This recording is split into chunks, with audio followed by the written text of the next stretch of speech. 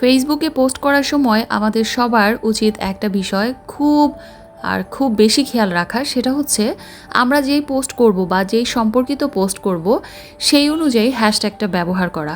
প্রতিটা পোস্টের বেলায় এটা কিন্তু খুবই জরুরি একটা বিষয় আর মনে রাখার বিষয়। সঠিক ট্যাগ ব্যবহার না করলে কিন্তু ওই পোস্ট কখনোই রিচ পাবে না। সর্বোপরি আপনার পোস্টটা যেই সম্পর্কিত হবে ঠিক সেই সম্পর্কের কিছু হ্যাশট্যাগস অবশ্যই আপনারা ডেসক্রিপশন বক্সের সাথে অ্যাড করে দিবেন।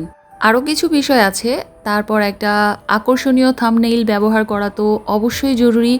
আর ভিডিওর কোয়ালিটিটা কিন্তু অবশ্যই মাথায় রাখতে হবে। অন্যের ভিডিওগুলো দেখতে গিয়ে আপনার যেই বিষয়গুলো ভালো লাগে সেই বিষয়গুলো আপনি আপনার ভিডিওতে আনার চেষ্টা করবেন। যেমন আমি কিচেন হ্যাকস, তারপর আরও বিভিন্ন ফুড রিলেটেড যে ভিডিওগুলো দেখি ওইখানে কি কোয়ালিটি মেনটেন করা হয় বা ওরা কিভাবে এডিট করে তারপর পোস্ট করে, আমি সেই বিষয়গুলো খেয়াল রাখি। এখন আপনার পোস্টের যে সাবজেক্ট ওই অনুযায়ী আপনিও কিন্তু এইসব বিষয় খেয়াল করে তারপর আপনাকে পোস্ট করতে হবে।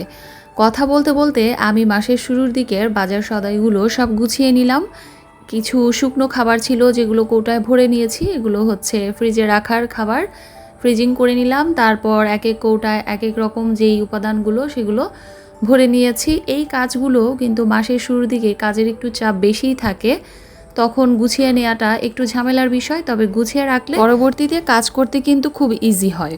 প্রত্যেকটা কৌটায় আলাদা আলাদা করে সব জিনিসগুলো আমি রিফিল করে নিলাম। নতুন যে সংসারী আপুরা আছেন বাজারের লিস্ট করে এভাবে প্রয়োজনীয় সব জিনিসগুলো আলাদা আলাদা করে গুছিয়ে রাখবেন, দেখবেন পরে কাজ করতে কতটা ইজি হয়। আর এখানে আমি আলু পেঁয়াজ ওগুলো আলাদা করে রেখেছি। প্রিয় দর্শক, কথা বলছিলাম ফেসবুকে পোস্ট করা নিয়ে। সবচেয়ে ইম্পর্টেন্ট আর গুরুত্বপূর্ণ যে কথাটা সেটাই বলতে ভুলে গিয়েছি। কোনো কাজের সফলতা কিন্তু একদিনেই আসে না।